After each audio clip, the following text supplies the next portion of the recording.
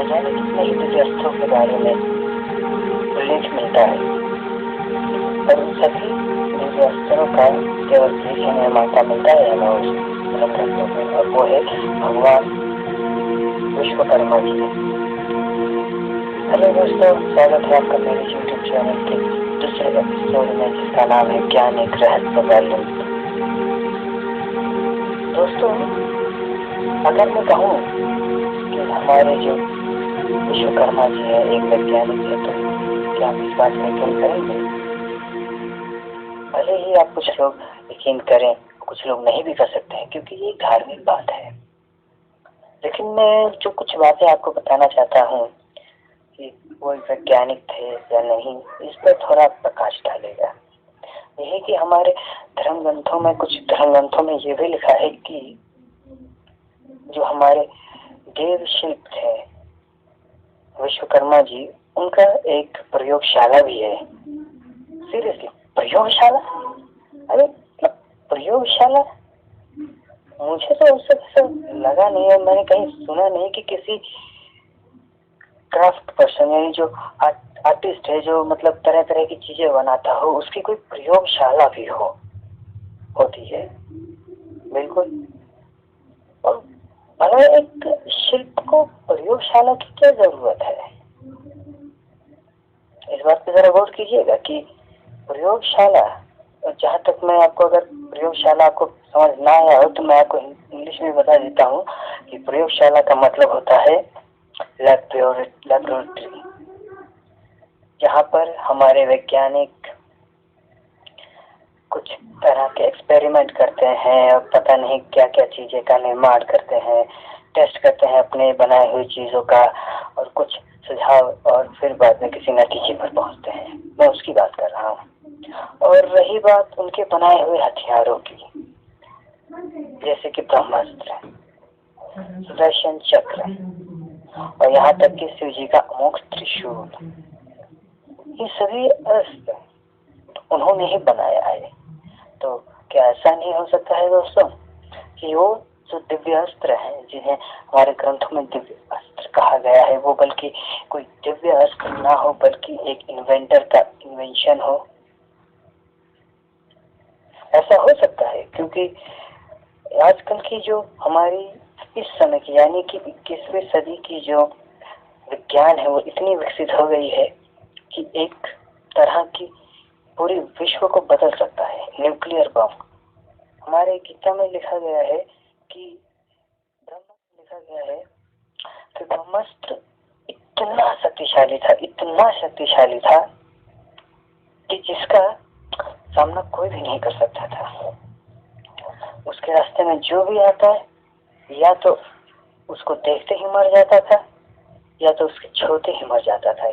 मतलब कि क्या है, इस तरह की शक्ति तो आज हमने देख भी चुकी है, और वो है, और वो शक्ति है हमारा न्यूक्लियर बम। न्यूक्लियर बम, जी हाँ, बिल्कुल न्यूक्लियर बम। और वैसे भी जिस महाव्यक्ति ने न्यूक्लियर बम का निर्माण किया था, उन्होंने भी गीता से ही प्रेरणा ली थी। तो क्या ऐसा नहीं हो सकता एक साइंटिस्ट ने दूसरे साइंटिस्ट का रिसर्च का इस्तेमाल करके उसे फिर से अस्तित्व में लाया हो?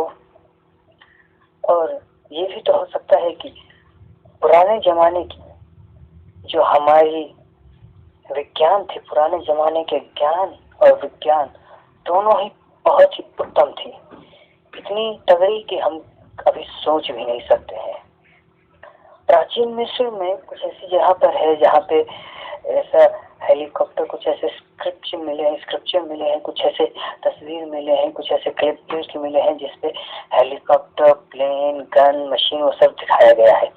अगर गन मशीन, भाई उस जमाने में गन मशीन कभी थे क्या? हमें तो सॉरी 18,000 में हमको ये मिला है,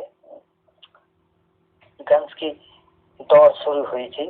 और अचानक ऐसे कैसे हो सकता है कि हजारों साल पुरानी स्क्रिप्ट्स में हमें एक प्लेन, गन, हेलीकॉप्टर ये सब मिले? नामुमकिन। तो बहरहाल हम बात कर रहे थे दिव्य अस्त्रों की। तो जो दिव्य अस्त्र जो आजकल हमारे टीवी में दिखाया जाता है कि दिव्य अस्त्र जो अपने आप वहां आ जाता है और गायब भी हो जाता है, कुछ ऐसे भी दिखाया जाता है कि अगर कोई दिव्य अस्त्र नीचे गिर जाता है तो उसके धारक के इशारे के साथ ही कुछ जो दिव्य अस्त्र है वो अपने धारक के पास पहुंच जाते हैं विदाउट एनी फेल।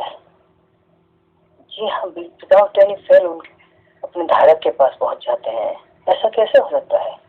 बिल्कुल हो सकता है, अगर वो एंटी ग्रेविटी टेक्नोलॉजी का इस्तेमाल करें। कुछ हथियार ऐसे भी बनाए जा सकते हैं कि जिनमें एक ऐसा मोड बनाया जाए कि जिसका वो हथियार हो केवल उसे ही उसे इस्तेमाल कर सके और केवल वही इस्तेमाल कर सके उस हथियार को जिसको इस बात की इजाजत दी गई कि वो मेरा हथियार इस्तेमाल कर सकता है। एक इशारे पे आने का जो कहना है कि जो एक इशारे पे अपने धारक के पास आ जाता था, जो उसका ऑनर है उसके पास आ जाता था, वो कैसे आ जाता था? जरूर आ सकता है अगर हम हमारी एंटी ग्रेविटी थ्योरी को, अपनी एंटी ग्रेविटी टेक्नोलॉजी को और भी विकसित करें। हमारी एंटी ग्रेविटी टेक्नोलॉजी इतनी तकलीफ है क्या बताएं। और तो और दोस्तों, हम ये बताना चाहते हैं कि जो अगर हम उस एंटी ग्रेविटी टेक्नोलॉजी को किसी वजह से, किसी तरह से, किसी टर्म्स कंडीशन में उस हमारे आज के हथियारों में भी डाल दें तो वो हमारे लिए बहुत ही उपयोगी साबित हो सकती है और होगी ही। बहरहाल दोस्तों, आज की पॉइंट यहीं पे खत्म करते हैं और मेरे द्वारा जो इस वीडियो में जो कुछ भी कंटेंट है, जो कुछ भी है, वो सब मेरी कल्पना का एक आधार मात्र है और कुछ नहीं। तो आप चाहें तो मेरे इस बात पर भरोसा कर सकते हैं, नहीं भी कर सकते हैं, ये आप पर डिपेंड करता है। अगर मेरे द्वारा दी गई इस जानकारी में आपको कुछ ऐसा लगे कि गलत है तो आप नीचे कमेंट बॉक्स में हमें जरूर बताइए, और आपको लगे कि अगर ये बहुत कुछ हद तक सही है तो इस बारे में भी आप बताएं। लाइक बटन को दबाना मत भूलिएगा, क्योंकि हम भी दोस्तों यार सभी की तरह, भले ही सभी कुछ लोग ना बताए ना चाहें, लेकिन फिर भी लाइक बटन को देख के बहुत खुशी होती है। मुझे भी बहुत खुशी होगी अगर आप लाइक बटन दबाएं। और अगर आपने मान लीजिए डिसलाइक का बटन दबा ही दिया तो आप जरूर नीचे कमेंट बॉक्स में जाइएगा और उसे बताइएगा कि क्यों आपको मेरा वीडियो पसंद नहीं आया। ओके,